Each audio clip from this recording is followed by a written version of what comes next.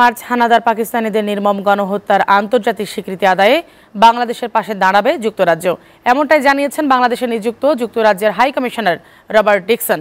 সকালে আইনমন্ত্রী আনিসুল হকের সঙ্গে তাঁর বাসায় বৈঠক শেষে এক প্রশ্নের জবাবে তিনি একথা জানান। এ সময় আইনমন্ত্রী বলেন, লন্ডনে থাকা দণ্ডিত আসামি তারেক রহমানকে ফিরিয়ে আনার বিষয়ে যুক্তরাজ্যের সহায়তা চাওয়া হয়েছে, আর সহায়তার জন্য ইতিবাচক সাড়া দিয়েছে যুক্তরাজ্য। মিজান আহমেদের প্রতিবেদন।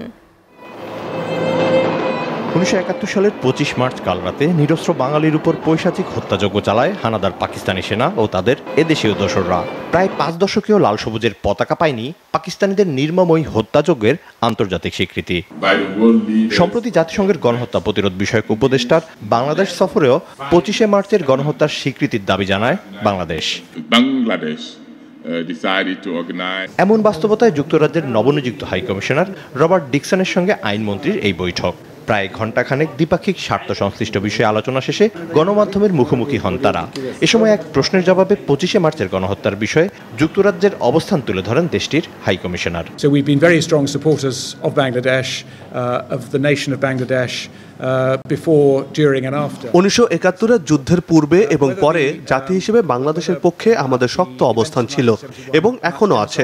যদিও স্বাধীনতা যুদ্ধের গণহত্যা নিয়ে কিছু জটিল প্রশ্ন রয়েছে, তবে বন্ধু রাষ্ট্র হিসেবে আমরা বাংলাদেশের পক্ষে থাকব এবং 71 পরবর্তী সময়ে বাংলাদেশ যেভাবে এগিয়েছে তা খুবই সন্তোষজনক।